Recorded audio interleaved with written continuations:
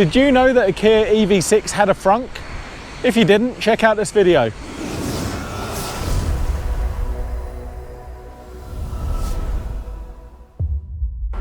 Hi there guys, welcome to another Ross Perry Productions video and welcome to another video on the Kia EV6. Now, this is actually my friend's car and it's from 2023 and he's had it 2 years and he didn't realise that it actually has a frunk. So in this video I'm going to show you where it is to help anyone else out in the same position. So just come into the driver's side footwell and pull this lever here, then go back to the front of the car.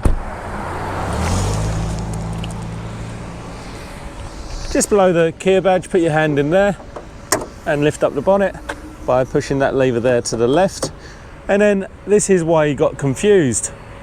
When you open up the bonnet, it does just look like your standard combustion engine with a big chunk of plastic as a cover in the middle.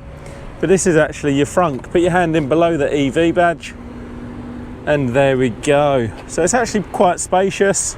Just to show you, it goes down quite deep. Certainly get a few bags of shopping in there, no problem. And just always make sure you put that lid down before you close your bonnet down.